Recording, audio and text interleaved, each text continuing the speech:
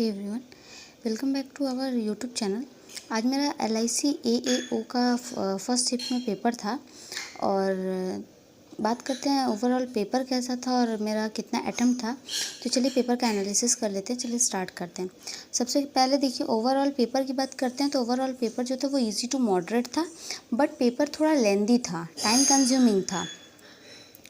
English में देखिए, English में RC था जो आर्टिफिशियल इंटेलिजेंस बेस्ड पे था। इसके 10 क्वेश्चंस थे, ठीक है। बट RC जो था वो नॉर्मल था, मतलब नॉर्मल लैंग्वेज में था, बहुत ज़्यादा डिफ़िकल्ट नहीं था, पढ़ के उसको किया जा सकता था।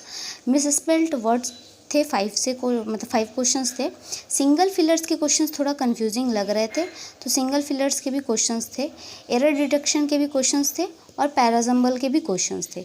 सिर्फ इसमें जो मुझे थोड़ा कंफ्यूज कर रहा था वो सिंगल फिलर्स वाले थे। ओवरऑल इंग्लिश जो था वो इजी टू मॉडरेट था और करने लायक था, हो सकता था आराम से। बात करते हैं क्वांट का, तो क्वांट में देखिए अप्रोक्सीमेशन के 5 क्वेश्चंस थे। रॉन्ग नंबर सीरीज़ के 5 से 6 क्वेश्चंस थे, लेकिन एक इसमें जो था सीरीज़ वो मुझे बहुत कंफ्यूज कर रहा था।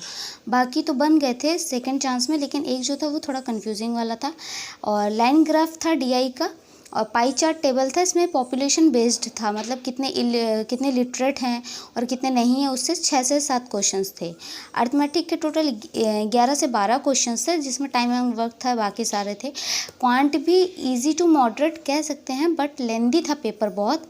और अर्थमेटिक पता नहीं क्यों घर में हो जा रहा था और वहाँ पे जाने के बाद पता नहीं प्रेशर की वजह से या किसी टाइम मतलब बहुत ज़्यादा टाइम कंज्यूम हो रहा था इसमें, तो इस वजह से क्वांट का पेपर मुझे थोड़ा लेंदी लगा, थोड़ा कैलकुलेटिव लगा। बट पेपर वैसे इजी टू मॉडरेट ही था। जिनके स्पीड बहुत अच्छी है वो कर सकते हैं। स्पीड वैसे अच्छी थी मेरी भी, पता नहीं वहाँ जाके क्या हुआ। और बात करते हैं रीजनिंग की, तो रीजनिंग में देखिए इनइक्वालिटी के 3 क्वेश्चंस थे। मुझे लगा 5 होंगे, मैं 2 क्वेश्चंस बाद बहुत मतलब ढूंढ रही थी, लेकिन नहीं 3 थे। स्लॉग्स के 4 क्वेश्चंस थे और 3 पजल था, जिसमें 8 बॉक्स का था, टॉप टू बॉटम वाला 5 क्वेश्चंस थे उसमें। एक मंथ वाला पजल था, एक फ्लैट एंड फ्लोर वाला पजल था। वो बहुत ज़्यादा टाइम कंज्यूमिंग था, या मेरा ही बहुत ज़्यादा उसमें टाइम कंज्यूम हो गया, पता नहीं। बट ये मुझे बहुत कंफ्यूज कर दिया था लास्ट टाइम पे। और मिसलेनियस सीरीज़ से भी क्वेश्चंस थे। ओवरऑल LIC AAO का पेपर जो था वो इजी टू मॉडरेट था, लेकिन जिनका भी होना है वो थोड़ा स्पीड पे अपना मतलब स्पीड पे पूरा थोड़ा मेंटेन करके रखिए, क्योंकि क्वांट में और रीजनिंग के पजल में थोड़ा स्पीड का मैटर फंसेगा। बाकी तो ओवरऑल हो जाएगा। इंग्लिश तो वैसे भी क्वालिफाइंग है तो हो ही जाएगा। बात करते मेरे अटैम्प्ट की, तो देखिए इंग्लिश में मैंने 26 अटैम्प्ट किया है और क्वांट का मेरा 29 रहा है, रीजनिंग का 31 रहा, ओवरऑल 86 रहा है।